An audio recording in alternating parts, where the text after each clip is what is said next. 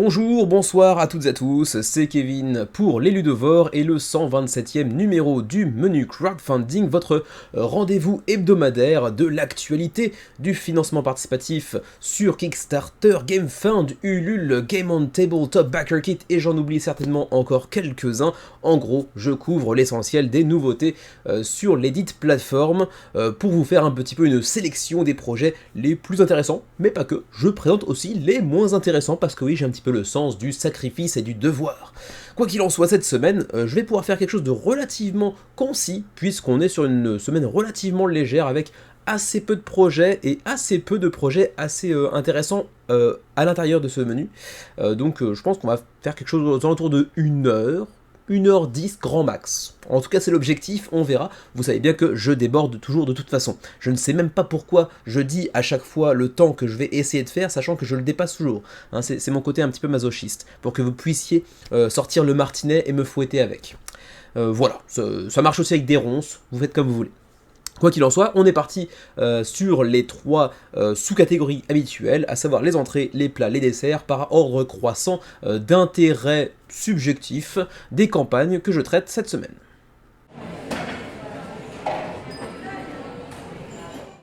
Le premier jeu de cette semaine, il s'agit de Shogun Revised Edition, édition donc revue un petit peu au goût du jour, puisqu'il s'agit ici d'un jeu produit et sorti en 2005, 6, 7 dans ces eaux-là, donc il y a environ 15-20 ans que Shogun est sorti chez Queen Games, et donc ils ont décidé de ressortir le jeu avec également un upgrade kit pour aller deluxifier un petit peu tout. C'est donc, comme je viens de le dire, un nouveau projet de Queen Games, hein, le fameux éditeur aux 75 projets annuels, et j'exagère à peine, qui pour l'instant a quand même recueilli plutôt un bon résultat, avec 410 contributeurs sur 3-4 jours de campagne, ce qui est pas trop mal pour un jeu qui a déjà été sorti par le passé, qui a une certaine réputation, puisque pour les jeux de cette époque-là, obtenir un 7.5, si mes souvenirs sont bons, sur BGG de moyenne, c'est plutôt un très bon résultat, donc un jeu qui bénéficie d'une belle cote de popularité, et qui donc se voit un petit peu deluxifié, même si ça reste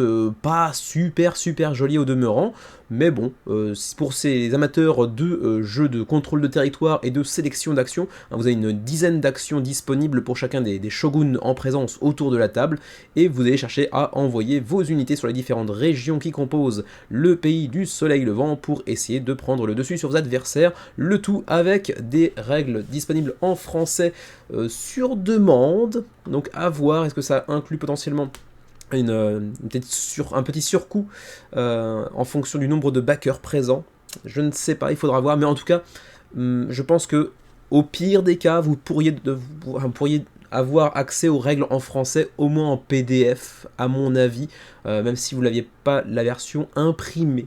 On verra comment ça se déroule au fur et à mesure de la campagne, mais a priori je pense que à minima le PDF devrait être disponible. Voilà donc pour Shogun, qui sera donc accompagné donc par ce petit upgrade kit que vous voyez ici pour aller deluxifier un petit peu le tout avec du plastoc dans tous les sens et même des pièces de métal. C'est tout pour le nouveau projet de Queen Games, 410 contributeurs 12 jours avant la fin de la campagne. Un autre jeu déjà sorti, mais plus récemment celui-ci, qui fait maintenant un détour du côté de chez GameFound, c'est Fox Experiment, le nouveau jeu de Pandasaurus Games, même pas leur nouveau jeu en réalité, c'est un jeu qu'ils ont sorti sur Kickstarter l'année dernière si mes souvenirs sont bons, qui a dû donc parvenir au backer entre temps, qui est l'œuvre de Elizabeth Hargrave, donc Madame Wingspan, hein, quand même, et du coup ils reviennent sur GameFound pour une nouvelle campagne, pour la Deluxe Wooden Edition, donc une édition deluxifiée avec plein d'éléments en bois, donc un petit peu de deluxification pour ceux qui ont apprécié le jeu, pour 1 à 6 joueurs, pour des parties d'environ 1 heure, qui vous propose une expérience stratégique dans laquelle vous allez vous baser sur une expérience réelle apparemment qui s'est déroulée dans les années, quoi, j'ai oublié, 80-90, j'ai oublié, quoi qu'il en soit, sur les renards, et en fait c'est je crois une sorte d'élevage de renards, de sélection des meilleurs renards présents pour faire une sorte de super race, bref un truc nazi quoi. Quoi qu'il en soit, vous avez donc des éléments de jeu qui sont remplacés par du bois, hein, donc avec sérigraphié qui plus est, donc une petite deluxification qui au demeurant ne vient absolument rien changer en termes de gameplay. J'ai pas trop checké les retours concernant The Fox Experiment suite à la première campagne qui à l'origine était sur Kickstarter par contre à l'époque, mais vous me direz éventuellement si vous l'avez testé, ce que vous en avez pensé. Pour les prix, vous avez ici le Deluxe avec l'extension 5 à 6 joueurs pour 100$ approximativement. Sinon pour ceux qui ont déjà le jeu, vous pouvez aussi prendre uniquement la Deluxification avec les 436 composants en bois présents dans la campagne pour 35$ approximativement. Après il y a quelques autres petits choix de ci de là pour ceux qui auraient éventuellement déjà le jeu de base ou qui voudraient seulement tel ou tel élément, etc. Voilà donc pour la nouvelle campagne de Fox Experiment. Si vous voulez en savoir plus sur le jeu qui à l'origine avait été traité un peu plus en profondeur dans le menu crowdfunding à l'époque, allez consulter la playlist du menu crowdfunding, ou plus simplement vous mettez menu crowdfunding Fox Experiment, vous le trouverez assez facilement. J'avais à l'époque présenté le jeu avec un peu plus de détails et entre temps j'ai un petit peu oublié, mais je sais qu'à l'époque j'avais passé 7-8 minutes sur le projet, donc vous devriez pouvoir en apprendre un petit peu plus. 450 backers pour l'instant, 14 jours avant la fin de la campagne. Notez que pour l'instant, le projet n'est pas encore financé. Petit jeu de duel avec des animaux anthropomorphes très mignons, il s'agit de High Noon Heist, pour 2 joueurs donc, 8 ans et plus, donc très accessible, pour des parties de 15 minutes approximativement, donc très très courtes, et puis pour un coût vraiment très rikiki également, aux alentours de 10 livres, donc ouais, 12, 13, 14€, ça dépend un petit peu du taux de change actuel, 12€, voilà pour High Noon Heist, sachant que vous avez également une option en print and play à 3 livres pour ceux que ça pourrait intéresser. Donc voilà, il s'agit simplement d'un petit jeu de duel de cartes avec des effets différents sur chacune d'elles, relativement classique, ça viendra pas révolutionner grand chose à ce genre de jeu, mais ça a le mérite d'être plutôt choupi, assez facile à sortir à mon avis avec des enfants relativement jeunes. Donc bon, pourquoi pas, si ça peut vous intéresser, sachez-le, mais attention, pas de VF, il y a quand même un petit peu de texte sur les cartes, donc accessible oui, mais pas de VF, donc pour les spectateurs du menu crowdfunding, ça risque d'être un petit peu compliqué malgré tout, sauf si vous êtes vraiment anglophone dans toute la famille, quoi. Voilà donc pour High Noon Heist, 81 contributeurs, c'est financé 20 jours avant la fin de la campagne. Retour sur GameFound, cette fois-ci pour The Inkle Infinite, qui nous vient de Why Not AI, donc pourquoi pas l'intelligence artificielle, original comme nom d'éditeur. Vous allez voir que se cachent derrière ce jeu des grands noms derrière l'œuvre originale The Inkle Infinite, mais également des grands noms de l'industrie qui ont créé le jeu qui provient donc de l'univers créé par Mebius et Jodorowsky. Donc en gros ça aurait plutôt dû être présenté par Xavier, parce que Xavier était fan de BD fut un temps, je ne sais pas s'il l'est encore, mais en gros fan de BD, il doit connaître The Inkle Infinite bien mieux que moi. Je ne sais absolument pas de quoi il s'agit à l'origine, mais c'est 2 personnes issues du monde de jeu de société et bien connues pour le coup qui s'en sont chargées, c'est Manuel Rozoy et Guillaume Montilla. Je vous les connaissais notamment peut-être pour Kemet, Yucatan ou encore Time Stories, en tout cas j'imagine certains épisodes de Time Stories, encore plus récemment Suspect également, qui sont derrière et qui viennent rendre ici honneur à l'œuvre originale de Jodorowsky et de Mebius, que vous voyez ici. Donc j'imagine qu'on aura aussi les graphismes directement inspirés, voire même issus de l'œuvre originale, mais encore une fois, je ne connais absolument rien. Sachez que vous aurez une VF disponible, bien évidemment, du fait de l'origine des auteurs, pour ce jeu. D'ailleurs, apparemment, ils ont créé un éditeur spécifiquement pour ce jeu, donc ça c'est plutôt intéressant à voir pour la suite. Est-ce que ça deviendra un acteur important du milieu ? Quoi qu'il en soit, je ne sais pas exactement de quoi il s'agit. J'ai cru comprendre qu'on avait un jeu assez simple et rapide, parce que je crois que c'est aux alentours de une trentaine de minutes, ça aurait 30 minutes pour des parties qui se jouent à 2 et 4 joueurs, enfin 2 à 4 joueurs, pour 10 ans et plus, donc relativement accessible. Après, en termes de gameplay, ici, les quelques mots-clés qui sont mis en avant ne nous donnent pas tellement d'informations, si ce n'est que c'est un jeu coopératif, d'exploration, de déduction, avec des éléments de logique également, une sorte de petit puzzle game, on va dire, que vous devrez résoudre ensemble, avec un ennemi différent, si j'ai bien compris, à chacune des parties également, donc pas mal de rejouabilité dans ce produit. J'aime pas dire ce mot-là, mais j'avais pas de synonyme pour éviter de faire une répétition. Quoi qu'il en soit, juste pour checker un petit peu rapidement les différents niveaux de pledge, le plus populaire, en tout cas celui qui est mis en avant durant la campagne, c'est le Exclusive Pack Early Bird à 45€, qui vous donne accès à une copie du jeu et dans une version spécifique à GameFound, je crois, une sorte de version deluxifiée ou exclusive à GameFound, plus un t-shirt, plus Inkle Integral Digital. Est-ce que c'est une BD ou est-ce que c'est l'œuvre d'origine mais en version intégrale avec tous les numéros? Peut-être bien, mais en version digitale, attention. Et des badges également, une sorte de pins, quoi, en gros. Le tout pour 45€, sinon seulement le t-shirt, pour ceux qui voudraient uniquement le t-shirt, mais qui n'en ont absolument rien à faire du jeu, c'est 18€. Mais par contre, pour ceux qui s'intéressent uniquement au jeu, vous pourriez aussi vous en sortir pour 25, ou pour, si vous prenez seulement l'édition, entre guillemets, de Deluxe Collector, là. Il n'y a pas l'édition un peu collector seule. Un peu dommage. Donc, si vous la voulez, ce sera minimum 67€, j'ai l'impression. Non, c'est vrai qu'il y a 45 ici en exclusif, mais Early Bird. Donc, jusqu'à quand ce sera disponible, je ne sais pas. Voilà donc pour The Inkle Infinite. Je ne passe pas plus de temps là-dessus parce que je ne connais absolument pas l'univers. J'aurais aimé que Xavier fasse une intervention, mais j'ai pas eu le temps de le prévenir.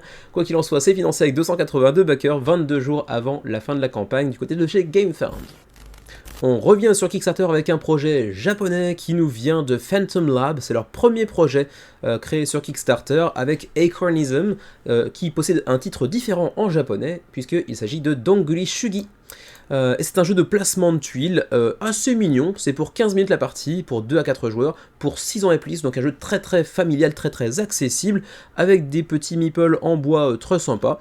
Au-delà de ça, on est sur un jeu très minimaliste comme beaucoup de jeux japonais, hein, on en voit très souvent. C'est un peu la spécificité du jeu au Japon. On a quand même beaucoup de petits jeux assez minimalistes en termes de contenu, en termes de place prise par les boîtes également. C'est aussi pour ça qu'on a beaucoup de petits jeux de pli, parce que c'est très facile à produire, ça coûte pas très cher, etc. Donc vraiment, on a un marché assez différent au Japon, même si on voit quelques éditeurs comme Uchiba-Koya qui proposent des jeux un peu plus massifs maintenant. Mais vous voyez bien que Acornism, c'est juste des tuiles, quelques petits meeples, et c'est à peu près tout. Donc vraiment très, très simple, très minimaliste. Pour le reste, on est sur un jeu de placement de tuiles un petit peu avec un aspect domino, comme vous pouvez l'entreapercevoir ici. Voilà donc pour ce qui est de Acornism. Combien ça coûte, Acornism, alors que je vois qu'il y a d'autres jeux qu'ils avaient produits jusqu'à maintenant, mais qu'ils n'avaient pas sortis sur Kickstarter, qui seront aussi disponibles, j'ai l'impression, comme donc Piling Gnomes. Ok. Arcade Quartet. Moins joli. Ça c'est quoi? Astraios. Ok, encore du placement de tuiles avec une connexion de points. Ok, pourquoi pas. Push Off. Ok. Bon, ça a l'air un peu plus sympa ça pour le coup. Ok, bah écoute, je surveillerai ça, parce que de toute façon j'irai certainement au Tokyo Game Market le mois prochain, donc peut-être que je passerai sur le stand pour voir un petit peu ce que ça peut proposer en termes de gameplay. Pour l'instant en tout cas c'est financé avec 175 contributeurs, 8000€ sur près de 2000 nécessaires seulement, donc c'était vraiment assez facile à financer. C'est a priori pas mon type de jeu, mais je serais quand même curieux de le tester. Il reste 26 jours avant la fin de la campagne, et vous imaginez bien que si le jeu est très accessible, c'est que les règles doivent être aussi très très simples à lire, même si vous n'êtes pas un expert de la langue de Shakespeare, ça devrait pouvoir être jouable malgré tout, je pense, ou à minima facile à traduire. Voilà pour Acornism ou Donguri Shugi en japonais. 175 contributeurs pour l'instant. Enchaînons avec Backstabbers, un jeu de pierre, papier, ciseaux, et c'est tout. Voilà, du coup ça n'a pas séduit grand monde, parce que même si vous ajoutez un thème un petit peu pété, hein, un petit peu farfelu dessus, ça reste un jeu de pierre, papier, ciseaux, c'est d'ailleurs comme ça qu'il le présente, facile à apprendre, mais avec plein de stratégies.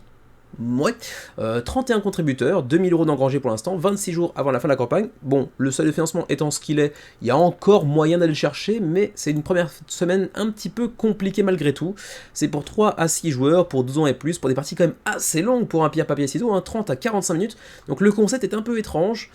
Faut voir ce que ça donne dans les faits, mais je suis assez perplexe devant la proposition, sachant que vous pourrez avoir différentes tuiles, différentes cartes qui viendront s'ajouter sur votre plateau de joueurs, qui vous offriront de nouvelles stratégies, de nouvelles actions possibles, sachant qu'apparemment, il y a peut-être quelques petites distinctions entre les personnages, quoique là, apparemment, non. Mais qu'est-ce que c'est que ça? Il y a un deuxième plateau, je ne sais pas à quoi ça correspond. J'ai pas envie de chercher parce que c'est un projet qui va pas intéresser grand monde. En plus, il n'y a pas de disponibilité en VF. Vous pouvez toutefois trouver le livret de règles ici en téléchargement, pour ceux que ça pourrait intéresser. Mais en tout cas, c'est vrai que c'est assez déjanté, mais en revanche, c'est vrai que La proposition est assez étrange, c'est assez long pour un jeu de ce type-là, et en plus ça, c'est pas donné à 35$ malgré tout. Voilà donc pour Backstabbers, qui en plus livre pour l'Europe, mais à 30$, donc quasiment le prix du jeu. Ça pique un petit peu. Voilà pour Backstabbers, 31 contributeurs, 26 jours avant la fin de la campagne. Tout à l'heure, avec Acornism, on avait un jeu japonais. Là, on a un jeu qui se veut quasiment japonais, de par son titre, Itamae-san. Sauf qu'en fait, c'est pas du tout japonais, mais c'est bien américain. Ça vient de Seattle et de Bill McCrary.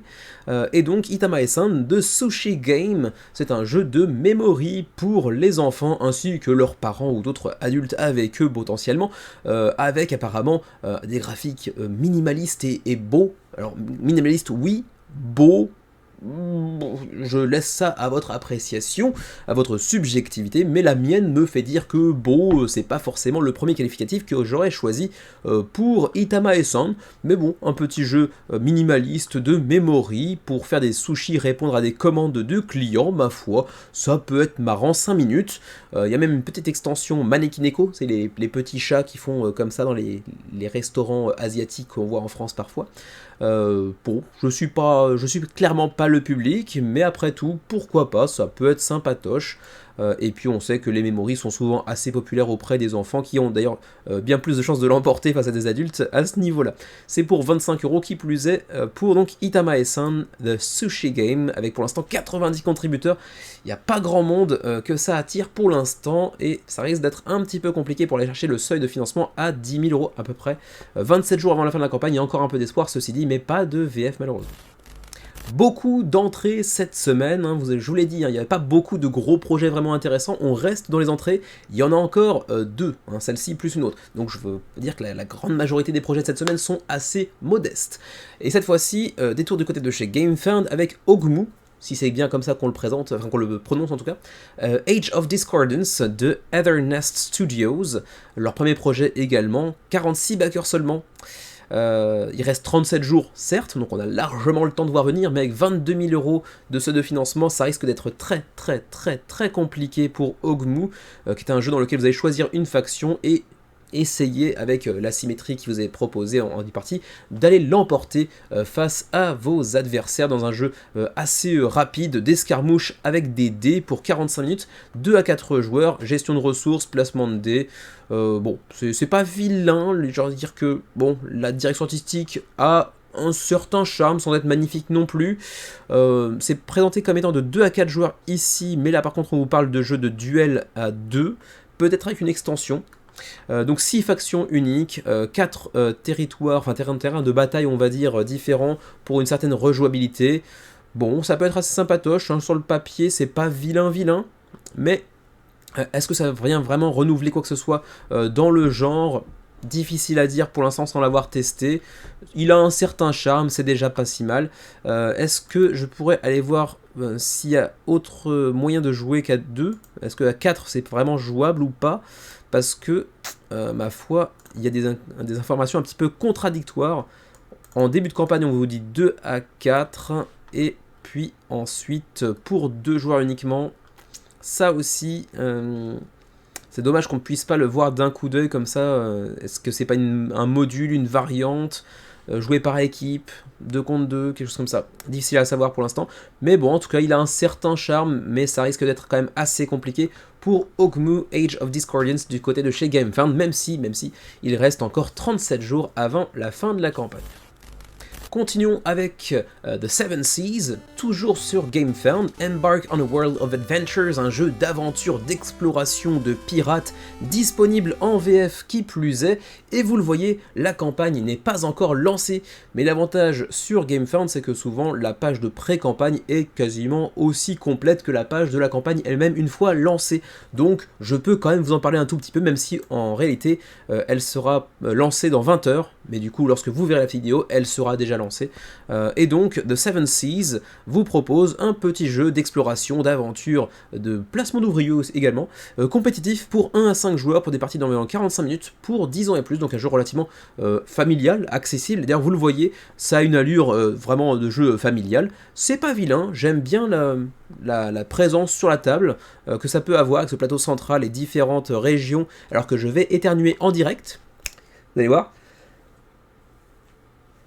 Voilà, suffit que je le dise pour que ça passe. Oh, j'ai réussi à faire passer l'envie d'éternuer en live. Juste un like pour ça. Je suis pas sûr que vous serez très nombreux à regarder ce segment de la vidéo. D'ailleurs, c'est l'occasion de me dire également si vous suivez toute la vidéo de la première minute à la dernière, ou si vous faites des sauts sur les projets qui vous intéressent uniquement, ce que je comprendrai parce que j'aurais tendance à faire la même chose de mon côté. Mais du coup, c'est une bonne façon d'aller checker un petit peu ça, dites-le moi. Est-ce que vous m'avez vu presque éternuer et finalement ne pas le faire? Et quand même, c'est rare de réussir à se retenir comme ça. En plus, j'ai même pas essayé, ça c'est classe. Et je me permets même de boire un petit coup du coup. Hop. Et non, je ne suis pas sponsorisé par Holly, mais je me suis laissé avoir et c'est plutôt pas mauvais. Quoi qu'il en soit, The Seven Seas vous propose donc un jeu avec des petits mécanismes relativement faciles à prendre en main, relativement familial, plutôt charmant. Pour le coup, c'est un jeu que j'aimerais bien tester. De là à aller le baquer, je pense pas quand même, mais quand même, je trouve qu'il a un vrai petit charme. Un jeu facile à sortir, facile à expliquer, qui se joue assez rapidement, familial. Je pourrais presque me laisser séduire. En fait, je pense que si j'étais si nous étions en 2021, je l'aurais potentiellement baqué.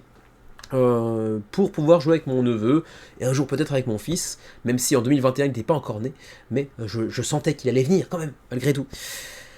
Eh bien on continue, on va pas passer trop de temps là-dessus, mais malgré tout, je vous encourage à aller checker la page de la campagne une fois qu'elle sera lancée, il y aura certainement un peu plus d'informations, d'autant plus que vous le voyez pour l'instant, il n'y a absolument pas d'informations concernant le prix, les frais de port, etc. Donc bon, je vous le présente pour ce qui est présentable, c'est-à-dire assez peu de choses en l'état, mais suivez le projet de Seven Seas, il a quand même déjà 1145 personnes qui suivent la page de pré-campagne, donc c'est quand même plutôt pas mauvais signe. Généralement, si on réussit à retranscrire ça en 20-25% de back, c'est déjà plutôt pas mal. Donc s'ils peuvent avoir 200, 350 backers, ça pourrait être déjà pas si mal pour un premier projet de Critical Hut.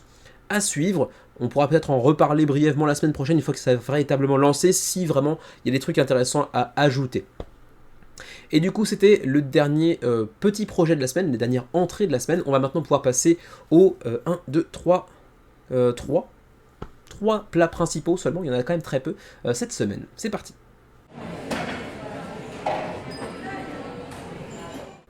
Deuxième projet qui aurait dû être présenté par Xavier cette semaine plutôt que par moi, parce que je sais que lui, ça l'intéresse beaucoup, et je crois qu'il a déjà backé d'ailleurs, Super Boss Monster, The Super Powered Dungeon Building Card Game. Alors pourquoi je sais que Xavier l'a backé? Parce qu'en fait, Boss Monster, c'est un jeu qui avait déjà connu une sortie, voire même deux par le passé, je crois, et Xavier a les deux. J'avais fait une partie avec lui il y a déjà environ un an, je pense. C'est vrai que c'était pas vilain. Ouais, c'était peut-être à celui-ci, Boss Monster, ouais, ou Overlord Boss Monster Adventure. Non, c'était Boss Monster qu'on avait joué avec Xavier. Mais en version carte, bien sûr. Ici, c'était une version digitale, on va dire. Et du coup, c'est un jeu de dungeon building. Vous allez avoir donc des cartes et vous allez composer votre donjon. Et ensuite, des héros vont venir s'y empaler et mettre fin à leur jour, hein, passer de vie à trépas. Et vous pourrez ricaner en tapant des petits doigts comme ça pour dire j'ai encore tué un héros. Voilà. En gros, c'est ce petit délire sado-masochiste, plutôt sadique d'ailleurs, que Xavier a. Voilà, clairement. Mais bon, c'est un petit jeu de deck building assez sympa malgré tout. Pour 1-4 joueurs, 13 ans et plus, 30 minutes pour la partie environ. Et du coup, il nous revient avec une version super Boss Monster. D'ailleurs, on voit que on est très orienté rétro gaming des années 90 sur Super Nintendo. Là, vraiment, ça évoque le style un petit peu Super Nintendo de l'époque. Savoir que moi, du coup, le pixel art, comme on le voit un petit peu ici sur la couve, moi ça m'a jamais mis la membrane à 45 degrés, hein, si vous voyez ce que je veux dire, de manière un petit peu vulgaire, mais j'assume. Je suis pas très client de ce genre de choses là. Bon, ça a son charme, je le comprends, je le comprends que ça fait marcher un petit peu la machine à nostalgie aussi, mais c'est pas un truc auquel je suis particulièrement sensible. Quoi qu'il en soit, on aura donc une nouvelle version avec un plateau, on aura aussi un mode solo qui sera disponible, qui n'était pas disponible à l'origine, et puis on aura aussi une big box qui pourra inclure la totalité de ce qui est sorti jusqu'à présent pour Boss Monster, avec donc le mode solo et son plateau dédié que vous voyez ici. Donc voilà, pour rappel, hein, vous allez nous faire du draft au sein de plusieurs cartes disponibles, bah, c'est le draft en gros, pour pouvoir l'ajouter à votre main et composer ainsi le meilleur donjon possible pour y attirer des héros et les trucider avec joie et allégresse. Voilà, les pledges, on a le pledge Minion à 30$ pour l'édition Retail, contenant 8 boss, plein de tokens en tout genre, des cartes bien évidemment. Ensuite on a l'édition Boss à 45$ qui vient remplacer le plateau par du néoprène et de l'oxyfier un petit peu aussi certains des composants. Ensuite, Super Boss à 75$ pour la Big Box, donc qui va contenir l'essentiel, la totalité de ce qui est sorti avec Boss Monster, plus le jeu bien sûr. Ensuite, le pledge Final Boss à 90$ pour inclure également des tapis de néoprène pour tous les plateaux du jeu. Et même en dernier niveau, le Ultimate Starter, 175$ pour tout ce qui est sorti jusqu'à maintenant de Boss Monster, ainsi que la Big Box bien sûr. Est-ce que ça contient également les néoprènes ? Je suis pas sûr, mais 175$, ça pourrait en tout cas ajouter les néoprènes à mon avis. Voilà pour ce qui est en gros de Super Boss Monster, sachant que vous avez ici un petit aperçu de la Big Box avec des Game Trays qui plus est, et les néoprènes apparemment qui seront bien contenus dans le jeu, dans la Big Box. Ok, bon ça présente plutôt pas mal, c'est vrai, je pense que Xavier doit avoir perdu 3 litres 5 de bave devant cette seule image. Voilà. Bisous si tu nous regardes, Xavier, bien sûr. Pour le shipping, ça dépend bien sûr du niveau de pledge que vous allez choisir, mais pour le Canada, par exemple, et l'Union Européenne, ça va aller de 13 à 28$. Pour nous qui sommes dans le Rest of the World, 25,50, 50,85. Ouais, la fourchette est quand même assez large. À voir à quelle sauce Xavier sera mangé pour ce qui est des frais de port. Voilà donc pour Super Boss Monster, 5350 contributeurs. C'est vrai que j'ai oublié de le mentionner en début d'intervention, mais c'est le 11e projet de Brotherwise Games, qui est quand même un éditeur qui a su se faire une place certaines années sur Kickstarter, notamment avec Call to Adventure, puis avec Overlord, donc dans la série de Boss Monster, et par la suite également avec Empire's End, plus récemment, qui est disponible chez Lucky Duck Games en VF, qui avait fait un beau résultat également. Dans la même série que Boss Monster, il y avait aussi Dungeon Card qui reprenait, je pense, la même, qui rentrait un peu dans la même gamme avec les mêmes personnages également, un petit peu façon Mario Kart, mais avec des mondes de Boss Monster, quoi, je crois. Donc ouais, c'est un éditeur qui a su se faire une place, et du coup, le résultat est vraiment très convaincant. Hein. 5350 backers en fin de première semaine de campagne, c'est quand même un énorme résultat. 13 jours avant la fin de la campagne, iront-ils chercher le 1 000 000 €? C'est pas impossible. En tout cas, je pense qu'ils peuvent viser les 9 ou 10 000 contributeurs d'ici la fin de la campagne, donc très très beau résultat pour Super Boss Monster. Pour celui-ci, on va aller assez rapidement. Vous connaissez un petit peu la musique, hein, maintenant le refrain dans le menu crowdfunding. Si Nyx a fait une vidéo, je vous oriente vers la vidéo de Nyx qui pourra vous en apprendre bien plus sur le projet que je ne pourrais le faire dans ce format qu'est le menu crowdfunding, qui plus est dans les plats principaux. C'est pas un dessert, c'est pas un énorme projet malgré tout, mais Requiem Downfall of Magic a quand même un certain intérêt de par la présence déjà d'une VF. Alors on va voir que oui et non, c'est sujet à questionnement. C'est un jeu de coop, toujours placé dans l'univers de Nova Aetas et de Black Rose Wars. Donc en gros, on est sur un univers étendu de chacun des jeux de Ludus Magnus Studio, le studio italien que vous connaissez certainement si vous suivez l'actualité du crowdfunding depuis quelques années, puisque au-delà des jeux que j'ai mentionnés tout à l'heure, hein, à savoir donc Nova Aetas, qu'on a vu encore récemment sur GameFound pour écouler des copies, on a vu aussi David et Impera, qui a d'abord été annulé, puis ensuite qui a fait une campagne qui s'est très bien passée. Black Rose Wars étant certainement le jeu qui les a fait vraiment connaître sur le devant de la scène, vraiment, je pense. Ça reste certainement à l'heure actuelle leur opus... leur magnum opus, voilà, j'ai oublié le mot. Runar qui a fait un petit peu moins parler de lui. Breach pareil, c'était pas un bid, mais c'était pas un gros résultat. Et là ils reviennent dans leur univers étendu donc de Nova Aetas et de Black Rose Wars avec Requiem, Downfall of Magic, 200 000 € d'engrangés pour l'instant, 1432 contributeurs, 14 jours avant la fin de la campagne, et comme d'habitude, on va avoir un univers donc de dark fantasy avec des miniatures, c'est en coopération, c'est très joli, Ça reprend un univers qu'ils ont déjà bien travaillé, avec de l'exploration, avec des tuiles hexagonales, des personnages asymétriques, avec leurs propres statistiques, on a des plateaux double épaisseur, bref, le matos est très quali, comme souvent avec Ludus Magnus Studio.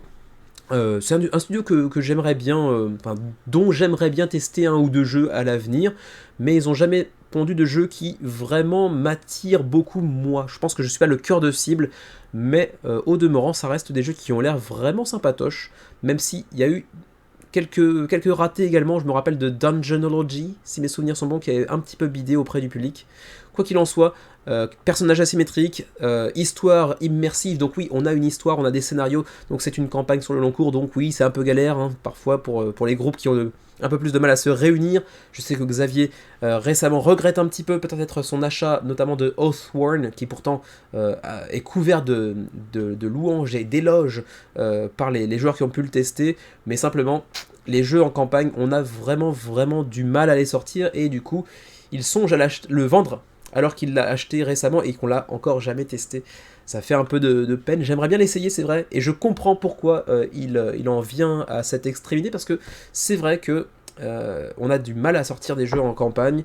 En plus de ça, j'ai fait tomber un truc. En plus de ça, donc sur la chaîne, on doit couvrir pas mal de projets. On a des vidéos à faire parce qu'on reçoit des copies presse également. Donc, on a toujours plus ou moins des trucs à faire. Et se lancer dans un jeu en campagne, ça nécessite une assez grande implication. Donc, je pense que vous connaissez un petit peu le problème. Quoi qu'il en soit, donc j'en reviens là, Epic Encounters, donc on aura des adversaires vraiment énormes. Là on voit une énorme miniature devant les 4 héros, ça a l'air d'être assez classe, les miniatures ont vraiment l'air d'être très quali. Zero downtime, ça c'est un argument vraiment intéressant, pas de temps d'attente entre les tours de joueurs, donc ça c'est assez intéressant parce qu'il y a un système qui fait qu'on va tous être impliqués en permanence. Le fameux Easy to Learn, Hard to Master que beaucoup de jeux proposent. Je serais curieux de voir combien de jeux vraiment répondent à la promesse. Donc de facile à apprendre, mais difficile à maîtriser, difficile à surmonter, à gagner. Grosse rejouabilité apparemment aussi, ne serait-ce que par la présence de nombreux scénarios aussi, de nombreux scénarii, sinon Xavier va encore me taper sur les doigts. Le core game avec les différents héros que vous voyez ici, Valerio par exemple, ou encore Agnès, Melchior, Béatrice, qui fait peur. Elle fait peur, Béatrice. Voilà pour les 4 héros de base, je pense qu'on aura certainement des extensions, j'ai un peu oublié entre temps parce que j'ai checké avant-hier, mais ma mémoire me joue des tours. Les plateaux de personnages, les dés, les tokens en tout genre. Ensuite les ennemis, voilà, celui qu'on a vu tout à l'heure, très classe. Vraiment les miniatures sont vraiment très belles chez Ludus Magnus en général, c'est une de leurs spécialités, vraiment, elles sont très belles. Continuons, The World, donc les différentes tuiles hexagonales que vous pourrez explorer. Les tuiles aussi sont très jolies. Waouh, sympa ça. Très sympa. Ensuite, tout un tas de cartes, bien évidemment. Masse de cartes, de jetons en tout genre. Pour le gameplay, rapidement, hein, on va avoir donc le Character Level Card avec notre personnage que l'on va incarner, qui va être amené à évoluer au cours de la partie, bien évidemment. Mais également cet aspect assez intéressant de la Character Level Card qui apparemment va changer d'un tour à l'autre, qui va vous donner des statistiques un petit peu différentes d'un tour à l'autre. Assez curieux de voir ce que ça peut donner en réalité. Ça n'a pas l'air de changer énormément les stats, mais quand même assez intéressant. Ensuite, des actions en simultané, donc le fameux Zero Downtime qui est assez intéressant pour le coup. Découvrir pas mal de choses dans les Discovery Box avec plein d'éléments de gameplay, de narration, etc. Ça c'est très sympa, si tant est qu'on ait le temps de se lancer dans une campagne, encore une fois. Et puis les boss fights, on va combattre de gros méchants pas beaux, mais avec très belles miniatures quand même, mais avec des gros boss qui vont mettre à l'épreuve nos talents et notre synergie avec les autres joueurs autour de la table. On continue, je vais aller directement vous renvoyer vers la vidéo de Nyx, mais d'abord on passe sur les niveaux de pledge. Le pledge ici, The Order, 150 €.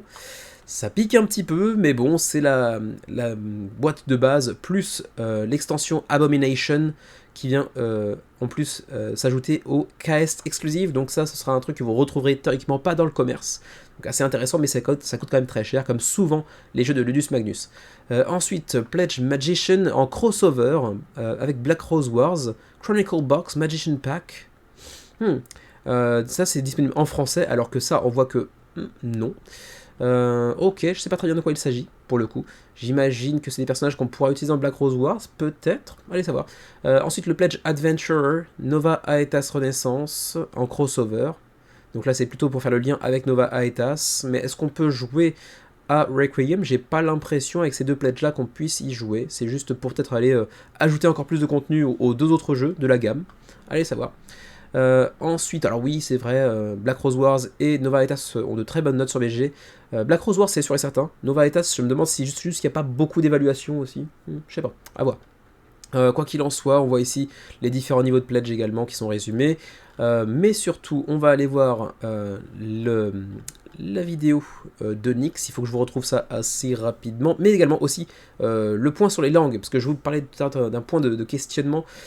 C'est pas... Ouais, c'est un petit peu moche. Enfin, je comprends l'approche de vouloir proposer du français, de l'allemand, etc. Mais... ils vont absorber une partie des coûts. Ils nous expliquent que produire un jeu dans un langage supplémentaire, au-delà des deux qu'ils ont déjà pour l'instant, ça coûte entre 40 000 et 50 000 euros.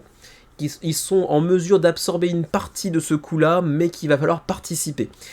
Pour l'instant, en l'état, ici c'est écrit, This means that the language option for German, French and Spanish will require a contribution of 30 euros. 30 euros de contribution si vous voulez votre jeu en allemand, en français, en espagnol. Wow, ça pique méchamment. Attention, c'est pas fini. Au cours de la campagne, en fonction du nombre de backers pour chacune des langues présentes ici, le coût va diminuer. Et si on réussit à atteindre par exemple 2000 backers d'une même langue, eh bien ce sera gratos. Sauf que vous voyez bien qu'avec pour l'instant 1500 backers, on n'arrivera jamais à 2000 backers francophones, 2000 backers hispanophones par exemple, c'est mort. Donc il va falloir mettre la main à la poche. Jusqu'à quel niveau? Difficile à dire, mais en l'état, je pense qu'on est parti sur du 30 euros.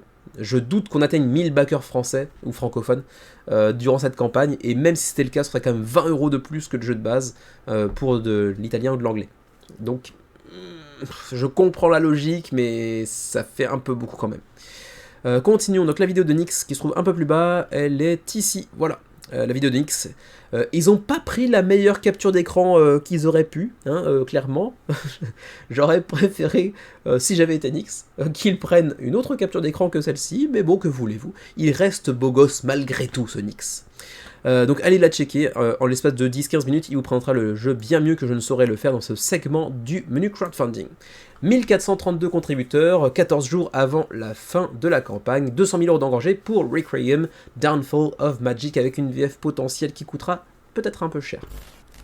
Le dernier plat principal de la semaine, il se trouve du côté de chez GameFound, et c'est Reign of Hades de Legend Crafters. Alors ça vous dit peut-être rien, Legend Crafters, parce que c'est leur premier projet, que ce soit sur Kickstarter ou sur GameFound, c'est leur première apparition en tant que nouvel éditeur. Et pour l'instant, vous voyez que ça se passe plutôt pas trop mal, 1200 backers, 150 000 euros d'engrangés 21 jours avant la fin de la campagne pour un primo-éditeur qui plus est sur GameFound, c'est plutôt très très cool, mais en même temps, Legend Crafters, même si c'est leur premier projet, c'est pas des inconnus en réalité, et c'est aussi pour ça que les backers ont su se masser, entre guillemets, sur le projet, parce que derrière Legend Crafters, et surtout derrière Reign of Hades, il y a des figures assez connues du milieu, vous allez le voir. C'est pour 1 à 4 joueurs, c'est pour des parties d'environ 2 heures, pour 15 ans et plus. C'est un jeu qui vous propose une expérience de coopératif ou de solo, à vous de voir, d'aventure en campagne narrative. Donc encore une fois se pose le problème, la question du est-ce qu'on va avoir les joueurs, est-ce qu'on va avoir la fréquence nécessaire pour pouvoir jouer à un jeu en campagne narrative. Je sais que beaucoup de gens en reviennent, comme Xavier est en train d'en revenir progressivement, des jeux en campagne narrative, parce que ça sort pas, et qu'on en a au moins, à nous deux, Xavier et moi-même, on doit en avoir, je sais pas, 7 ou 8, et que ça sort pas des masses. Peut-être que seulement si on faisait ça tous les deux, parce que souvent quand c'est le cas, on y joue à 4 avec 2 autres potes, avec lesquels on peut se réunir qu'environ une fois par mois, voire une fois tous les 2 mois. Si c'était que Xavier et moi-même, peut-être qu'on pourrait, mais en réalité on a tellement de trucs à jouer, à faire pour la chaîne également, que ça plus la vie, ça fait que les jeux en campagne narrative c'est quand même assez galère à sortir. Mais bon, je me répète, j'en ai déjà parlé il y a quelques minutes.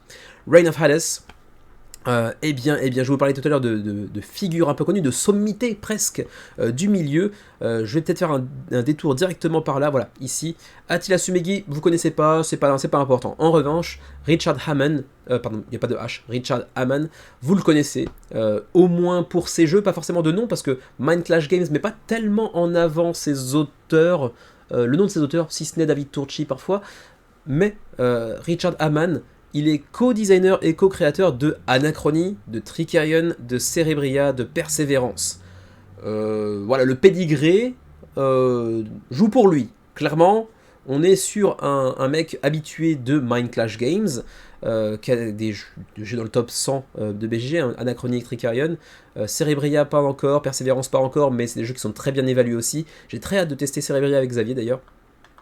Mais Richard Hamann, du coup, automatiquement, ça vous fait afficher dans votre tête un petit logo à suivre de près. Mais bon, après, je le répète, hein, jeu narratif en campagne, donc ce sera pas pour moi. Mais bon, voyez un petit peu la présence sur table, vous vous doutez bien que les personnages seront asymétriques eux aussi. On a ici l'habituelle formule du livret fascicule pour les différents chapitres que l'on va venir explorer, et bien sûr des miniatures. Alors j'allais dire dans tous les sens, mais en réalité il n'y en a pas tant que ça. Et masse de cartes et de tokens bien évidemment. C'est donc pour 1 à 4 joueurs, pour des parties de 60 à 120 minutes, on disait 2 heures, ça peut être plus court, ça dépend aussi du nombre de joueurs en présence, bien évidemment, ça peut être un peu plus court, entre 1 heure et 2 heures en coopératif. Parfait pour 2 joueurs, zero downtime, encore une fois, pas de temps d'attente parce que c'est du jeu en simultané, avec des responsabilités individuelles fortes, hein. Il faudra vraiment compter les uns sur les autres pour pouvoir espérer vaincre Hades. Ensuite, Dedicated Solo Variant, donc oui, on a une variante solo dédiée, donc ça sera certainement un poil différente, j'imagine, du jeu de base, parce qu'on nous parle de variante solo, donc on peut imaginer que le gameplay sera légèrement différent, légèrement adapté pour être vraiment idéal en solo. Ensuite, pourquoi pledger maintenant durant la campagne GameFound? D'abord parce qu'on aura une world map. Je fais partie des gens pour lesquels, clairement, ça fait naître en moi une sensation, une réaction de Osef. On s'en fout, puisque ça n'a aucun intérêt en termes de gameplay. C'est joli, je vais regarder ça 2-3 fois et dire c'est joli, mais on s'en fout. D'ailleurs, notez que c'est aussi l'œuvre de Damien Mamoliti qui avait bossé sur Radlands notamment. Avec Manny Tremblay. Ensuite, le Hades Metal Coin, une pièce en métal. Bon, wait pledge now. Pourquoi pledger maintenant? Parce qu'il y avait une pièce en métal. Encore une fois, m'en fous. Kill Count Marker. Par contre, ça c'est un peu plus classe. Ouais, des petites miniatures pour garder une trace des kills que vous avez réussi à faire. Bon, pourquoi pas. Je suis pas sûr que ça ait une énorme utilité, mais c'est un peu classe. Ensuite, Deluxe Edition, là quand même un peu plus intéressant. Special Edition pour la campagne GameFound, qui sera ensuite disponible en quantité très limitée par la suite, et qui sera disponible à son meilleur prix durant la campagne, bien évidemment, même si il faudra toujours contrebalancer avec les frais de port qui viennent derrière. Ensuite, à 15€, on a le Hades Throne Dice Tower, donc une tour de dés, parce que vous voyez que les dés ressortiront d'ici, avec Hades sur son trône, ça c'est quand même vachement classe. Webshop price 30€, donc ça sera 30€ sur leur site en ligne, mais par contre 15€ durant la campagne. Oui, ça fait quand même une réduction intéressante. Ensuite, bien sûr, le stretch pay, comme souvent maintenant sur GameFound, vous avez l'opportunité de payer en plusieurs fois sans frais, comme vous l'avez ici, hein, 29,75 par mois au lieu de 119 d'un seul bloc. Je vous avoue que moi, je suis pas très fan. Enfin, je suis, comment dirais-je, je suis fan de l'idée du fait qu'ils le proposent, qui mettent ça à disposition des gens, mais moi, non, jamais. Je pense que je l'utiliserai jamais, parce que j'aime bien savoir où j'en suis, payer tout un bloc, et c'est fini. Et je vois pas très bien l'intérêt en réalité d'aller échelonner les paiements sur plusieurs mois, puisque finalement c'est la même somme qui sort de mon compte, donc autant qu'elle sorte d'un seul coup. Je sais pas, c'est en termes de gestion de mes propres petits sentiments personnels, je préfère. Donc pour moi le stretch pay non, mais c'est cool qu'il le propose. Quoi qu'il en soit, Deluxe Edition 120€, mais sinon pour la Standard Edition sans les miniatures, sans les éléments de lexification également, vous en aurez pour 74€. Alors que je vois que pour la Deluxe, au-delà de la boîte et de l'illustration de Damien Mamoliti, il y a aussi une autre boîte là. Qu'est-ce que c'est que cette boîte? Est-ce que c'est un autre personnage? Alors GameFound Exclusive, Additional Olympian God Characters. Oh, ok. Donc on aurait Poséidon et Aphrodite, deux autres personnages jouables dans la Deluxe qui ne sont pas disponibles dans la Standard. Donc ça c'est aussi intéressant, ça vient aussi ajouter un petit peu de rejouabilité. Assez intéressant pour le coup. J'imagine qu'ils le proposent aussi en add-on, on verra par la suite. Extended Edition, Gameplay All-In. Donc le Gameplay All-In uniquement avec les deux dieux en question. 94€. C'est l'édition Extended, mais pas Deluxe pour le coup. Ensuite, Super Deluxe Edition. Donc là, ça doit être le All-In. Ouais, c'est ça, le All-In.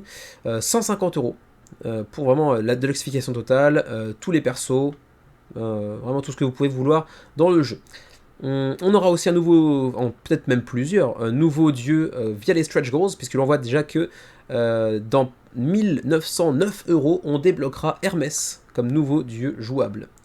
Ensuite en add-on, ah non, on n'a pas les deux dieux, donc Poséidon et je ne sais plus qui, en add-on. Peut-être qu'ils viendront rejoindre les add-ons par la suite, mais en l'état, non, on a le Heroic Weapons and Items Pack, on a la fameuse tour AD avec Hades.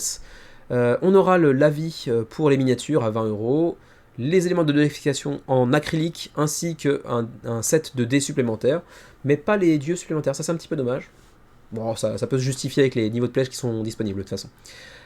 Ensuite, bref, aperçu de la présence sur table et aussi des illustrations avec un peu plus de détails pour les cartes que vous voyez ici, avec donc, Zeus, avec Athéna, avec Artemis, avec Héphaïstos, avec Poséidon seulement dans l'Extended Edition ou la Deluxe Edition, attention, donc les deux dieux en plus, hein, Poséidon et Aphrodite que vous voyez ici. Les miniatures, qui pourront potentiellement avoir le lavis si vous le sélectionnez, avec Méduse, la Chimère, Scylla, ouais, quand même assez classe, hein, globalement, vraiment les miniatures sont plutôt jolies aussi. Cerbère, le Cyclope, l'Hydre de Lerne, ouais, quand même, les miniatures ont de la gueule. Et c'est Richard Hamann, donc c'est vrai que ça donne envie, hein, ça donne envie. Je n'irai probablement pas, ouais, ça aussi ça donne envie avec les différentes roulettes sur un seul et même plateau, c'est quand même très très classe. En termes d'ergonomie, c'est bien pensé. Non, ça donne envie, vraiment ça donne envie, mais ça fait partie de ces jeux qui sortiront probablement pas ou pas assez, et que je finirai par regretter, donc je vais pas y aller, mais je suis persuadé que c'est du bon boulot, a priori. Tout me laisse penser qu'on est certainement sur un très très bon jeu. Avec ici en plus, je ne sais pas si c'est des Game Trays, mais en tout cas ça s'y apparente. C'est soit Game Trays, soit Black Magic, le concurrent, j'imagine. Wow, quoique ils ont l'air d'être assez simples, les inserts quand même. J'espère qu'il y a un couvercle pour tout, parce que sinon ça va se casser la gueule. Bon, quoi qu'il en soit. On continue. Alors, les boîtes de scénario ici. Le prologue, scénario 1, Prison Break. ça rappelle des souvenirs. Pas du tout dans le même univers. Et Gate of Limbo. Ok. Un petit différentiel entre la standard et la Extended Edition également. Bon, et même la Deluxe aussi avec les miniatures. Pour vous rappeler un petit peu les différences. Allez, continuons, on va pas passer trop de temps non plus dessus. Le How to Play, on passe, c'est vrai que j'ai passé un petit peu trop rapidement sur le How to Play, mais il y a une gestion de ressources super intéressante sur votre plateau individuel avec les différentes roulettes, les 5 roulettes. Ça c'est assez classe, vraiment l'ergonomie, je suis assez fan. Les différences asymétriques entre les différents personnages que vous pourrez venir, comment dirais-je, upgrader, on va dire. Ça aussi assez intéressant. Le mode solo qui sera donc un petit peu différent apparemment, avec une sorte de petite variante qui le rend un petit peu différent du jeu de base.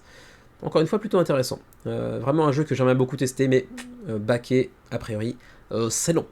Jeu qui devrait théoriquement être livré pour Noël 2025. Donc bon, il voit un petit peu large et c'est pas plus mal. Ça évite d'être déçu quand il y a du retard, et encore, ça exclut pas un retard potentiel. Ensuite le shipping, pour le Canada, ça pourrait être 22 ou 24€. Ok. Ensuite pour l'Europe, pour les membres de l'Union Européenne, 17 à 19, ça reste très accessible en termes de frais de port. Pour nos amis monégasques ou suisses par exemple, ce serait 29 à 32€ de frais de port. Et pour nous, par curiosité, en Asie, 29-32, bon ça reste à peu près honnête. Voilà, c'est à peu près tout pour ce qui est de Reign of Hades, avec ici Richard Hamann, Attila Sumegi, donc le deuxième concepteur, le co-créateur du jeu. Et donc on a aussi Damon Mamoliti qui avait bossé donc, entre autres sur Redlands, entre autres.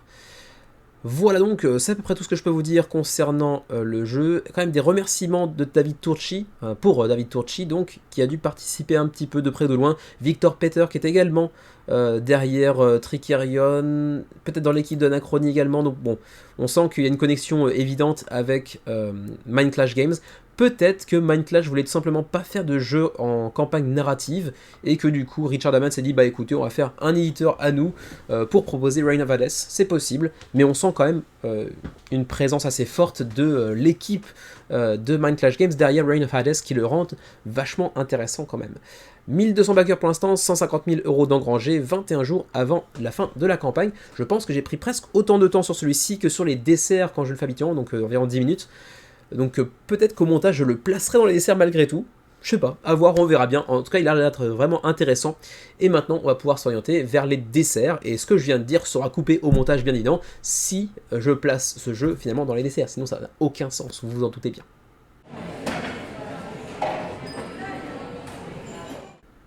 C'est parti pour les desserts de la semaine et on commence tout de suite par un détour du côté de chez GameFound avec The Dead Keep. Et oui, vous le remarquez pour la première fois, c'était annoncé il y a quelques semaines, quelques mois peut-être même, Simon a effectué le déménagement également du côté de chez GameFound. On ne le verra après rarement en tout cas, plus chez Kickstarter. C'était une grosse annonce d'il y a environ 2 mois si je ne me trompe pas. Gros coup dur aussi pour Kickstarter, mais il faut dire que là GameFound prend de plus en plus de place depuis 2 ans. Et là vraiment c'est un gros coup qu'ils ont effectué en signant Simon pour leur prochaine campagne. Par contre, assez intéressant, c'est doublement intéressant, donc cette apparition de Simon sur GameFound, et en plus de ça, Simon qui ça y est s'assume complètement, c'est-à-dire que là ce n'est même plus une campagne de financement participatif, on passe par une plateforme de campagne de financement participatif, mais vous le voyez ici, c'est un pre-order, donc c'est une précommande en fait, tout simplement. Donc oui, ça y est, Simon s'assume. On passe par une plateforme de financement comme à l'habitude, mais en revendiquant ouvertement qu'il s'agit d'une précommande. C'est un reproche que beaucoup de gens faisaient vis-à-vis des gros éditeurs depuis quelques années, passés par KS ou par GF pour faire des campagnes alors qu'ils n'en avaient pas véritablement besoin. Et là, Simon, du coup, joue carte sur table. Oui, c'est une précommande pour le coup. Bon, on peut au moins leur reconnaître cette franchise, même si ça fera certainement râler certaines personnes également. Quoi qu'il en soit, The Dead Keep, nouveau projet de Simon, avec, vous le voyez, le petit drapeau français. Il a tardé un petit peu à venir, ça a râlé un petit peu sur les réseaux sociaux, mais le drapeau est finalement arrivé. Donc oui, The Dead Keep sera disponible en version francophone. Et vous pouvez éventuellement reconnaître pour les amateurs, pour les connaisseurs, l'artwork de Paul Bonner, parce que Bonner, ça voudrait dire autre chose en anglais, Bonner, qui est un dessinateur assez célèbre, qui du coup a pondu vraiment des artworks vraiment très classe pour le jeu. Il a un style assez particulier que j'apprécie pas mal, et qui correspond plutôt bien à l'univers qui est proposé ici dans The Dead Keep, qui est un jeu en fait assez classique de l'univers de Simon. On vous plonge à nouveau dans un dungeon crawler, on va dire, ou un simili dungeon crawler, même si eux parlent d'un dungeon diving, je crois, dungeon diving experience. Bon, dungeon diving, plonger dans un donjon plutôt que d'aller l'explorer, qu'est-ce que ça change véritablement? Réponse, pas grand chose j'ai l'impression, mais bon, quoi qu'il en soit, très joli les artworks, je trouve ça très classe, et vous allez voir que en plus de ça, cette précommande se limite à un seul niveau de pledge que vous entreapercevez déjà ici, et ça c'est plutôt cool, ça évite de perdre beaucoup de temps. Quoi qu'il en soit, on va pouvoir commencer directement un petit peu de la campagne avec le contenu. Pourquoi pre-order, j'allais dire ça en anglais, pourquoi précommander durant cette campagne GameFound qui n'en est pas vraiment une du coup, parce que vous avez l'occasion de mettre la main sur l'édition limitée de The Dead Keep, et cette édition limitée vous permet notamment d'aller chercher cette boîte ici, la Alcove Box, gratos, au lieu d'une valeur de 40$ théorique en boutique. Donc en gros, ça change rien aux campagnes habituelles de Simon, vous allez partir avec une boîte de base, plus une boîte gratos, et potentiellement d'autres add-ons qui vont venir s'ajouter par-dessus. Je ne sais pas si ce sera encore le cas pour cette campagne qui du coup n'en est pas une. Est-ce qu'il y aura des extensions par derrière? Peut-être qu'on aura un all-in qui sera dévoilé sur le tard, comme c'est parfois le cas des campagnes de Simon. On verra bien. Vous aurez également l'extension ici Goblin Chaos, et puis également le Troll Rider Monster, donc une figurine de 9 cm de haut avec un monstre apparemment assez balèze. On remarquera aussi d'ailleurs que les miniatures sont très fidèles aux illustrations de Paul Bonner, et du coup assez original, assez classe et très détaillé comme souvent avec Simon. De toute façon c'est un de leurs points forts. Et donc le niveau de pledge, je le mentionne tout à l'heure, est ici à 160$ pour le jeu de base ainsi que la boîte Secret Alcove. Et puis en add-on, vous pouvez aussi prendre le Goblin Chaos Expansion, l'extension Goblin Chaos, et puis aussi le Troll Rider que vous voyez ici, pour 50$. Pour le reste, sachez que c'est un jeu pour 1 à 6 joueurs en coopératif. C'est de 90 à 120 minutes la partie, et puis c'est une campagne au long cours, hein, vous aurez plein de scénarios, bien évidemment. Et je me demande également si c'est pas un jeu français au final, c'est édité par Simon, mais vous voyez que les noms, Raphaël Guiton, Jean-Baptiste Lulien, Nicolas Raoult, bon, ça fait clairement penser à du français, ou à minima à du francophone, sont-ce des Québécois, je ne sais pas, sont-ce des Belges, des Suisses peut-être, je ne sais pas, en tout cas c'est des noms que j'ai pas entendus jusqu'à présent. Mais du coup, ils apparaissent pour un gros projet directement. Vous me direz si vous connaissez déjà éventuellement les auteurs, j'ai oublié de checker sur BGG. Quoi qu'il en soit, un petit aperçu de ce que ça peut proposer en termes de présence sur table, les plateaux de joueurs qui seront donc des inserts en plastique multi-épaisseurs sur lesquels vous allez loger la carte de votre personnage, ensuite les cartes d'équipement puisque vous allez venir équiper vos personnages au fur et à mesure que l'aventure progresse bien évidemment, masse de tokens, masse de miniatures de démons en tout genre, des tuiles de terrain avec parfois un système de niveau d'étage on va dire également. Les aventuriers donc, que vous allez pouvoir choisir et équiper au cours de votre aventure. Ensuite, les différents chapitres que vous pourrez explorer au sein de la campagne.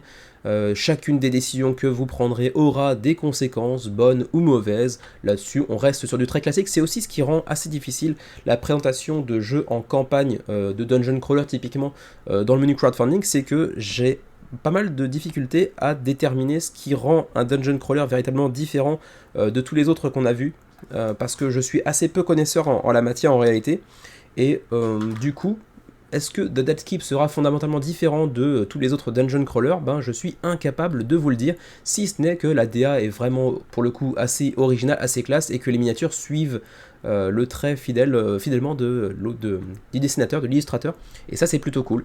Mais après, pour le reste, est-ce que ça vient vraiment renouveler un peu le genre? J'ai pas tellement l'impression, j'ai l'impression de voir des trucs que j'ai déjà vus plusieurs dizaines de fois, mais là-dessus, encore une fois, je suis pas connaisseur, donc je pourrais pas vous le dire. Sachez qu'il y a aussi, au sein des personnages que vous pourrez incarner, différents types de berceaux, donc différents archétypes, les Crushers, les Duos, les Rangers, les Fighters, les Magicians, donc un petit peu d'asymétrie là-dedans, bien évidemment, comme on pourrait s'en douter avant même d'ouvrir la page d'un Dungeon Crawler, c'est souvent un peu le cas, hein. Chacun des membres autour de la table aura des fonctions qui lui seront propres, le tank, le guérisseur, etc., ça reste des choses relativement classiques. Ensuite, vous avez un tas d'ennemis différents, hein, donc des morts vivants, eux aussi, avec des miniatures vraiment très détaillées, très classe. Voilà, je suis plutôt amateur de la direction artistique globalement, des illustrations, c'est vraiment cool. Les Bloodhounds aussi très classe pour le coup, les Horsemen, bref, masse de miniatures. La page est très longue parce qu'il y a beaucoup d'illustrations pour mettre en avant justement la qualité d'illustration de Paul Bonner et puis la qualité des miniatures comme souvent avec Simon. Donc là-dessus on va pas passer trop de temps non plus parce que sinon ça va nous prendre 3 quarts d'heure. Le reste, hein, je vous l'ai dit tout à l'heure, les inserts plastiques qui vont accueillir votre fiche de joueur, les cartes d'équipement, etc. Les petits, les petits trous que l'on voit ici, des encoches pour aller ajouter des petits picots pour, j'imagine, l'évolution de notre personnage, des points de vie, peut-être les points d'expérience, ce genre de choses-là. Voilà, livret de campagne, les dés, les cartes d'ennemis, les cartes d'équipement, bref, masse de matos, comme souvent avec Simon. Même chose, hein, le contenu de Secret Alcove, qu'est-ce qu'il y aura dedans, de nouveaux personnages, de nouveaux monstres, etc. Donc là, encore une fois, on va pas passer trop de temps là-dessus, on va directement cliquer sur les Game Mechanics, donc les mécaniques de jeu. Bon, là encore une fois, j'ai pas l'impression qu'il y a tellement de grosses nouveautés dans le genre, hein. Donc des classes, oui, bon, merci, on en a déjà vu 100 fois. On aura donc les duos, les rangers, les fighters, etc. On aura les équipements qui viendront s'ajouter à votre personnage au fur et à mesure, qui pourront potentiellement être, j'imagine, remplacés, détruits, améliorés peut-être même. Les trésors que vous pourrez découvrir dans les donjons, bon, là encore une fois, rien que de très classique. Des types d'ennemis qui eux aussi vont varier un petit peu comme ceux des héros. Bon, encore une fois, on reste dans le truc relativement classique. Des combats épiques, hein, par exemple, ici on voit une wyvern, une sorte de dragon que l'on voit beaucoup dans les univers de Medfan, on va dire. Ouais, bon, c'est cool, c'est classe, ça a l'air certainement très sympa à jouer également, mais encore une fois, j'ai un petit peu de difficulté à voir ce qui pourrait le différencier tellement des autres. Un petit aperçu des mini une fois qu'elles sont peintes, c'est vrai que c'est toujours un peu plus classe, mais attention, elles ne seront pas pré-peintes. Du coup, je vais pas passer plus de temps que ça parce que vraiment, je vois difficilement ce que je pourrais ajouter de plus que ça concernant The Dead Keep.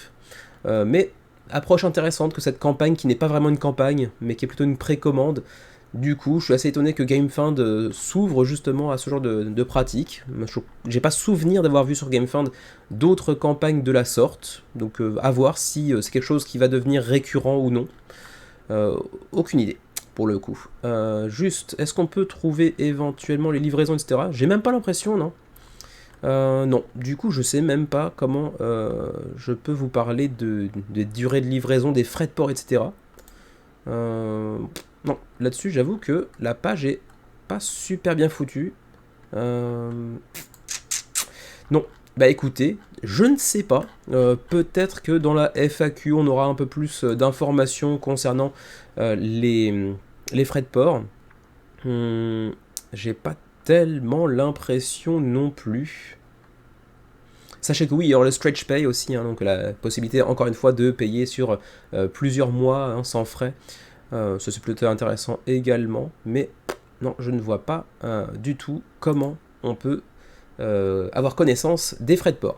D'ailleurs, on n'a pas non plus connaissance du nombre de backers potentiels sur cette campagne, parce que c'est pas des backers, c'est juste une précommande. Je sais qu'il y a 9000 personnes qui suivent le projet, mais combien ont, entre guillemets, backé là-dessus, aucune idée. Donc vous me direz ce que vous en pensez de Dead Keep, bien sûr, mais aussi de cette nouvelle approche de s'assumer, de faire juste une campagne de précommande uniquement, sans afficher donc les résultats. Ça c'est un petit peu bizarre par contre. Voilà pour The Dead Keep par Simon du côté de chez GameFound. En vrai, celui-ci aurait peut-être dû figurer dans les plats principaux et pas vraiment dans les desserts, mais j'avais un petit coup de cœur qui n'ira pas jusqu'à un bac, très clairement, mais ne serait-ce que par la direction artistique de Andrew Bosley, monsieur Everdell, entre autres, monsieur Flo, vu plus récemment, qui s'occupe également donc des illustrations pour River Valley Glassworks, le nouveau projet de Allplay que vous connaissiez au préalable sous le nom de Board Game Tables, mais à force de faire plus de jeux que de tables, ils ont décidé de se renommer en Allplay. Vous les connaissez notamment pour ces campagnes multi-jeux. C'est un des rares éditeurs qui réussit à faire des campagnes avec 2-3 jeux d'un seul coup qui marchent bien. Généralement, les éditeurs se cassent souvent les dents là-dessus, mais eux, ça marchait plutôt bien. Donc, par exemple, Habitats, Nine Lives, Basket Boss, Kabuto Sumo. On a eu aussi eu récemment, Chomp, Couture, Mindspace, Sail. Qu'est-ce qu'on a eu encore plus récemment Message from the Stars, Switchbacks, Through the Desert, des choses comme ça. Donc souvent plusieurs campagnes, et pour le coup, là, ils nous reviennent avec un seul et unique jeu pour cette campagne. Il s'agit donc de River Valley Glassworks, et je vous l'annonce tout de go, pour l'instant en tout cas, il n'y a pas de VF pour ce jeu, mais on est sur un très très beau début de campagne. C'est aussi, on en parlait récemment dans un autre menu je crois, un des éditeurs qui a la base de fan la plus solide, la plus fidèle que je connaisse, parmi les 10 éditeurs qui ont vraiment une fanbase hyper solide, hyper fidèle. 3200 contributeurs en l'espace de 4-5 jours de campagne, 240 000 € d'engrangés déjà, 12 jours avant la fin de la campagne. C'est un très bon début de campagne, et c'est vrai que ça attribue les services de Andrew Bosley, ça aide un petit peu, il faut l'avouer. River Valley Glassworks, c'est un petit jeu assez familial de rang, c'est pas très complexe. Vous allez voir ici, c'est pour 1 à 5 joueurs, 20 minutes la partie, donc vraiment très facile à sortir, pour 7 ans et plus, ce qui en fait un jeu vraiment familial, vraiment très accessible, qui n'est pas forcément dénué de stratégie pour autant, simplement les règles sont extrêmement simples à prendre en main, et on a aussi un assez beau matos. Attention par contre, il y a plusieurs versions, celle qui est ici, à mon avis c'est la Deluxe, puisqu'on voit qu'il y a des tuiles transparentes en acrylique sur la rivière. On verra qu'il y a aussi ici le plateau double épaisseur pour chacun des joueurs. Je ne sais plus si c'est le cas pour la version de base, donc à voir. Mais un jeu qui est assez accessible, assez peu onéreux dans sa version de base, mais si on veut la Deluxe par contre, ça monte un petit cran. Il y a même une super Deluxe en gros, la Founders Edition qu'on verra un peu plus tard. Il s'agit en gros d'un jeu de draft. Mais ça je vais parler de ça un petit peu plus tard. On a ici déjà un petit descriptif de la différence entre les différents niveaux de pledge. L'édition de base que vous voyez ici qui n'est pas double épaisseur. On a ensuite ici la double épaisseur pour les plateaux de joueurs, ainsi que les tuiles d'acrylique pour la rivière dans la version Deluxe. Et pour la Founders, on passera un peu plus de temps en dessous, parce que c'est un peu trop rapide pour le coup ce GIF. Alors pour ce qui est du gameplay, là encore on a un GIF un petit peu récapitulatif, donc je vais attendre que ça revienne au numéro 1 bien évidemment. Donc ça va prendre un petit peu de temps, il faut que je meuble entre temps, donc aidez-moi, hein, meublez en commentaire également, ça devrait plus tarder. On repasse au niveau 1, oui je crois que c'est bon, oui, draft, depuis la rivière on va choisir donc un nombre de perles de glace à choper, ensuite on va les ajouter à notre plateau en fonction des couleurs, en fonction des formes, ça on s'en fout un petit peu, simplement ça va faire des points. Ensuite on va pouvoir tirer d'autres tuiles, enfin d'autres éléments par le lac, et ensuite on va scorer en ligne et en colonne. Donc on va faire une sorte de boulot de agencement de ce que l'on a pu pêcher dans la rivière sur notre plateau personnel pour scorer en ligne et en colonne, relativement classique, relativement simple à prendre en main. En même temps c'est un petit jeu de 20 à 30 minutes pour 7 ans et plus, donc vous vous doutez bien que le gameplay est fondamentalement pas très complexe, mais il y a l'air d'avoir une certaine stratégie malgré tout, et ça va pas l'air d'être dégueulasse. Ensuite, pourquoi backer maintenant? D'abord parce que vous avez un prix plus intéressant sur Kickstarter, comme souvent, mais à contrebalancer avec les frais de port qui, eux, généralement, font pas mal monter le coût, en plus de la TVA par derrière, souvent pour vous, en tout cas qui est en Europe. Ensuite, quelques exclusivités Kickstarter, telles que la miniature en bois du premier joueur. Pas un grand intérêt, mais c'est de la diversification, c'est classe.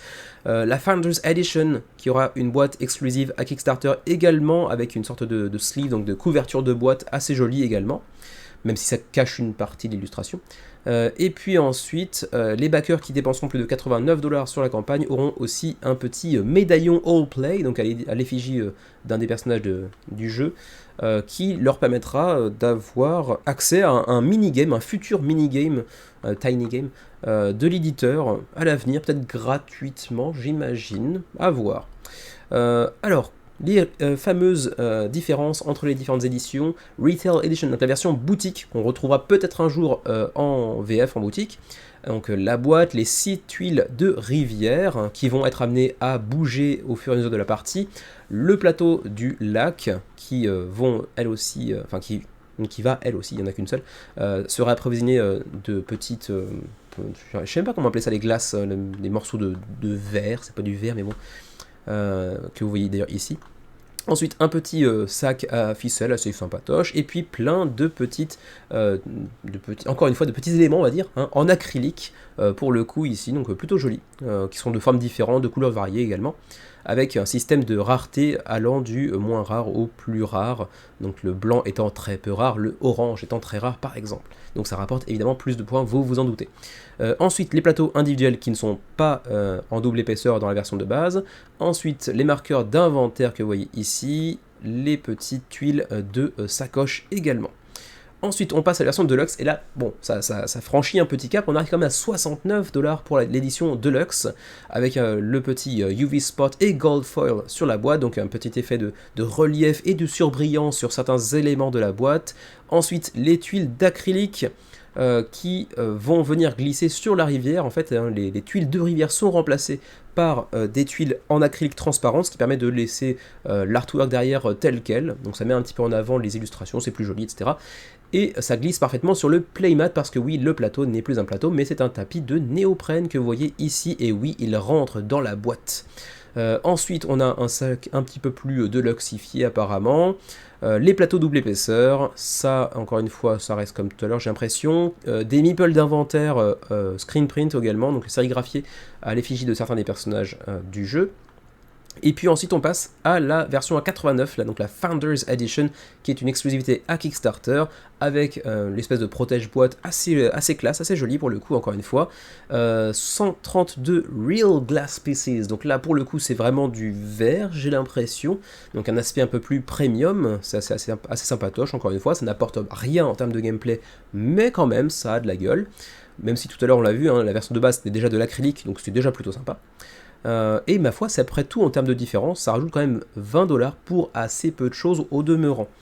Ensuite, la petite miniature en bois de premier joueur, bon, pas un grand intérêt. Le petit rappel du how to play, hein, le draft depuis la rivière. Ensuite, vous allez voir que les tuiles de rivière vont être amenées à bouger quand vous prenez des nouveaux éléments. Je sais même pas comment appeler ça, vraiment, je galère comme pas possible. On va dire des glaces. J'ai pas envie de me faire chier, donc on va juste dire des glaces qui feront aussi progresser votre personnage, vous le voyez ici. Ensuite, The River Flows, c'est là que donc les éléments de la rivière vont être amenés à se décaler en fait, simplement, pour revenir à l'arrière. Ensuite, Draw from the Lake. Donc dans le lac également, il y a plein de glaces qui vont venir atterrir dans votre inventaire. Et puis ensuite, en fin de partie, on va donc scorer les lignes et les colonnes en fonction aussi du degré de rareté des différents éléments qu'on a pu pêcher durant la partie. Il y a aussi un mode solo qui sera disponible également.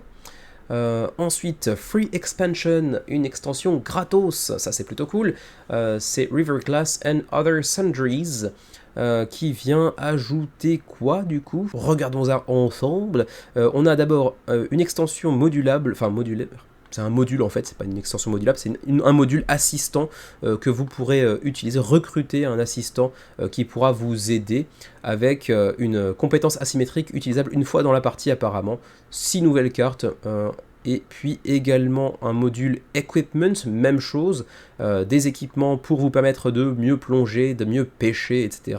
Avec également des conditions de scoring un petit peu différentes. On a ensuite le module Lake Diving qui, pour le coup, va vous permettre de faire des plongées dans le lac de manière un peu plus efficace. Orders from Afar, un autre module qui lui pour le coup va ajouter intentionnellement certaines pièces du jeu dans votre overflow, j'imagine que c'est de petits réceptacles qu'on a vu à côté de votre plateau pour gagner des points de victoire supplémentaires. Module River Treasures qui vous fera gagner des points de victoire supplémentaires en fonction d'un certain nombre de pièces que vous pourrez retrouver dans votre inventaire en fin de partie. Ensuite, Flooded Market, encore un autre module qui lui va ajouter un aspect de marché avec une couleur qui se répand plus que les autres et qui va peut-être remporter plus de points de victoire que d'autres, etc., etc. Le solo mode, ça on l'a déjà aperçu tout à l'heure, donc on va pouvoir passer rapidement, pas mal de vidéos dessus. Why we love it? Parce que déjà c'est vous qui l'avez fait, donc ce serait un petit peu dommage de ne pas l'apprécier. Bon, on va passer, parce que ça me semble un peu étrange. Ensuite, le All Play Medallion. Alors, c'est la question que je me pose tout à l'heure, justement. Donc oui, vous recevez un médaillon en bois, à l'effigie du jeu, avec un numéro spécifique dessus, et ça vous permettra, j'imagine, donc d'aller choper un jeu gratos, par la suite, un mini-jeu en tout cas. Features a 6-digit card on the back. You'll be able to use it to redeem all future All Play tiny games. The four above are the ones we've teased for previous backers of our campaigns. Ouais. Ok, donc apparemment, oui, vous devriez pouvoir l'échanger ou en tout cas le faire valoir pour obtenir un mini-jeu de l'éditeur parmi les 4 là ou parmi d'autres jeux qui seront amenés à suivre par All Play. Pour le coup, les 4 là, je les connais pas, peut-être qu'ils sont pas fait l'objet de campagne de financement ou pas encore peut-être, ou peut-être qu'ils sont sortis directement dans le commerce aux États-Unis, pas en France, je ne sais pas du tout. On continue, il y a aussi, oui c'est vrai, je l'avais complètement zappé, mais un deuxième jeu, donc en fait c'est une campagne pour River Valley Glassworks, mais il y a quand même un deuxième jeu qui est vraiment pas du tout mis en avant, faut attendre les 3 quarts de la campagne pour voir le jeu apparaître. Il s'agit de Lure, un petit jeu de pêche vraiment très minimaliste on va dire, hein. C'est assez petit, et c'est assez peu intéressant subjectivement parlant, encore une fois. 2 à 5 joueurs, 20 minutes, 7 ans et plus, donc on reste dans la même gamme que River Valley Glassworks, mais c'est bien moins mis en avant. C'est un jeu de Satoru Nakamura, donc une réédition d'un jeu japonais, avec des artworks complètement modifiés bien évidemment, mais qui m'intéresse pas outre mesure, donc je me suis pas trop penché sur son sujet. Donc le How to Play, je passe, c'est essentiellement une campagne pour River Valley Glassworks, c'est le seul des deux pour lequel j'ai passé un petit peu de temps. Le jeu devrait théoriquement être livré en septembre 2024, donc ça devrait être assez rapide. Ils vont certainement lancer la production juste après la fin de la campagne, donc à mon avis le jeu est déjà bouclé, hein. Pour le shipping, Canada, 9$ pour un jeu comme pour les deux, et pas de charge supplémentaire si vous prenez d'autres copies pour faire un pledge groupé. Pour l'Union Européenne, c'est la même chose, 9 et no charge pour les copies additionnelles. Et pour nous qui sommes au Japon, ça ferait 29,38 plus 9, ça pique un petit peu, mais pas de TVA. Voilà donc pour ce qui est de River Valley Glassworks, et puis également la petite apparition de Lure également, qui fait pas grand bruit pour le coup. Donc un très beau résultat. On peut dire que sur une fin de première semaine, ils ont fait un très très bon début, hein. Ils n'ont pas plié Kickstarter non plus, hein, soyons honnêtes, mais en général, faut bien l'avouer, All Play fait de bon boulot, hein. C'est de la science, Kickstarter, quelque part, hein, chez eux, en intraveineuse. Hein, ils ont très très bien géré cette nouvelle campagne à nouveau, même si on aurait pu leur reprocher de mettre Lure vraiment en retrait de River Valley Glassworks, qui est vraiment qui a une place prépondérante dans la campagne, alors que le second jeu est vraiment passé un peu inaperçu. Même moi, j'avais complètement zappé. 3227 contributeurs 12 jours avant la fin de la campagne pour River Valley Glassworks. Et ma foi, c'est à peu près tout pour le 127e numéro du menu crowdfunding.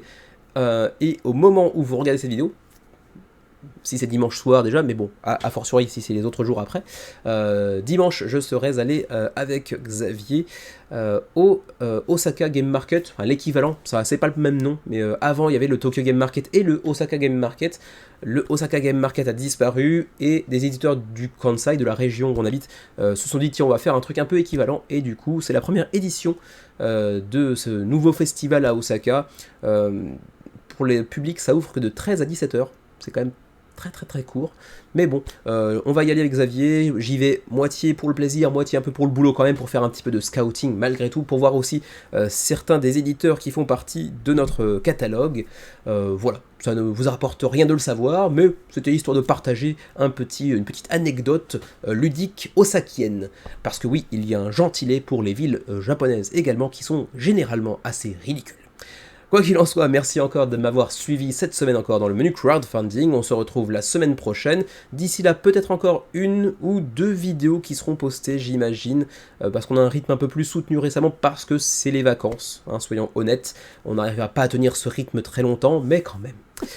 Voilà, d'ici là, portez-vous bien, jouez bien, prenez soin de vous et de vos proches, et puis à la prochaine.